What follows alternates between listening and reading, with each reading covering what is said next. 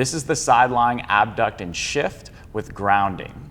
What we're gonna do is first make sure we can set up optimally, because that's the biggest part of this, honestly. This is a really effective technique, but if we aren't set up right, then we're not gonna be successful. So we gotta make sure that we have a couple of key things in place here. The first is that we have a pillow underneath our head, and it should be big enough to where we're very slightly side bent up towards the ceiling. So we have a little bit of a curvature in the neck right there. Not much at all, maybe just 5-10 degrees. It's not gonna feel like much to you, but that's an important part of what we're trying to accomplish, integrating the whole body from head to toe. We also have a little towel roll underneath the lowest ribs on the down side there. That's going to serve as a reference for you to use your abs effectively later in the exercise. It doesn't need to be much, just a little bit underneath the lowest ribs, so that way the hip on the bottom side can still be on the floor. A common setup mistake we will see with this is people will oftentimes have that bottom side arm up there and shrugged, whereas if we're gonna get a little bit of separation right here and we want to use our left abs like we will in this exercise, then we want to have that left shoulder tucked under us a little bit, at minimum stacked with that top shoulder right there.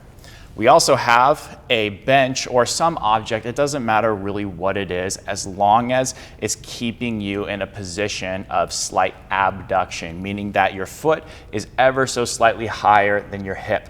Now, you could use a slightly higher or lower surface depending on how much abduction you have in your hip, and you can measure that separately on your own, or we may do it for you, but the point is that you need to have a straight line from your heel to your hip, to your shoulder, to your head. Now, for most people, because you're in a hip extended position, it's gonna feel like your leg is a little bit behind you, but in reality, it is actually just in line with your body. Now, this left side or the down side, whatever side you're doing it on, is gonna be, if this was a perfect 90-degree angle right here from his hip, he will have slightly less than that. And the important part of this downside is that we have some sort of external reference or object for the foot to be against something. So we have this step right here, it's up against the wall, so that way when Trevor presses his heel into it, he can feel a little bit of grounding and foot reference there. It's not 100% necessary if you don't have any way you can set it up, but it does really help quite a bit. So if you can set it up, awesome. If not, then there might be a way you can do it without that aspect. So what we're gonna do to start is first make sure we have that straight line from the right heel or top heel to the head. Now Trevor's gonna just get a nice gentle exhale through his mouth, fully, full, maybe 5 to 6 second exhale. He's gonna feel his rib cage just come down. That's gonna stack his ribs over his hips. Now what he's gonna do is just very gently roll the right hip forward, so that way now everything is aligned still, but this right hip is square and parallel with the wall ahead of him. So he's not rolled out, but not so far to where it's not parallel anymore, just right about there. As he does that, he should feel a tiny bit of his right outside hip, like his glute med engage. And then we're going to further facilitate that by getting Trevor to reach this right leg away from him. And that's going to have him also get the inside edge of his foot pushed away, which is E version of the foot. So Trevor, if we can show them one more time. This action right here is what you're looking for. Okay, to summarize, we have a straight line from the heel to the hip, to the shoulder, to the head.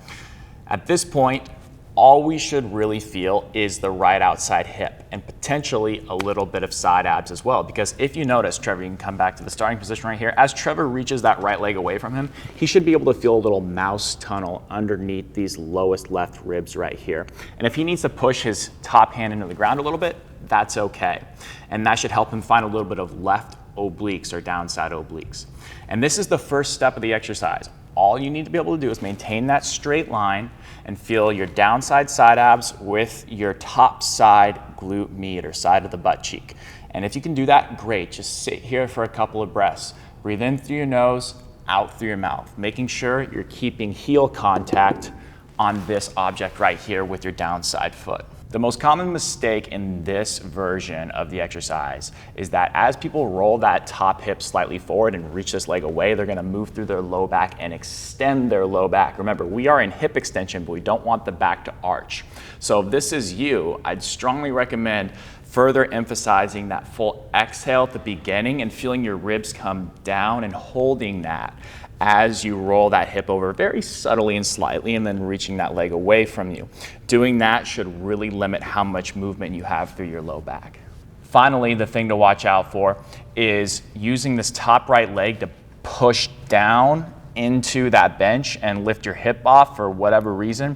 You should feel your right outside hip, not your right inner thigh. If you're feeling any right groin, that's not good, and that indicates you're pushing down. So you may need to use a lower object here, or just emphasize more of this arch reaching away from you. Okay, now I know that was a lot. We totally get that, but I want to give you the key points to think about, and that is straight line from here to here to here to here, rolling that top hip slightly forward and keeping the rib cage down.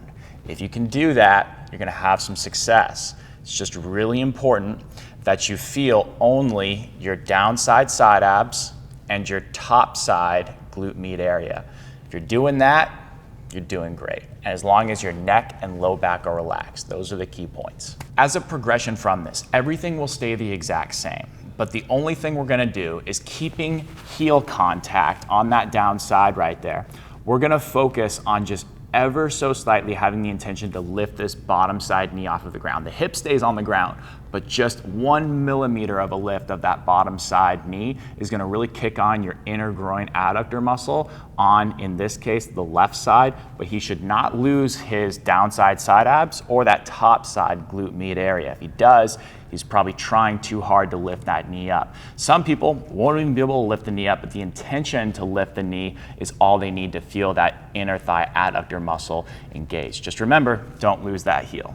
As a final progression, once you master the other two, and you'll know you're really good at it when you can go through a set of potentially up to 10 breaths and not lose any of that musculature.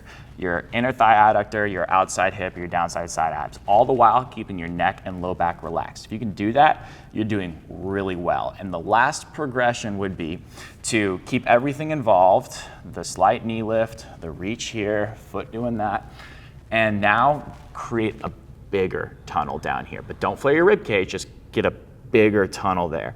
And now try to keep everything together, heel contact there, and lift your whole body off of the ground. And that lift should come from your side abs. Now your hips are slightly off of the ground, but really this is really challenging, but you should not lose your side abs. You should feel way more on the left, not your low back, outside hip even more, not the groin, and also that adductor. If you're feeling the groin in this leg right here, you're trying to pull down with this top leg. Have the intention to almost lift this leg as you lift here, and that'll give you way more glute.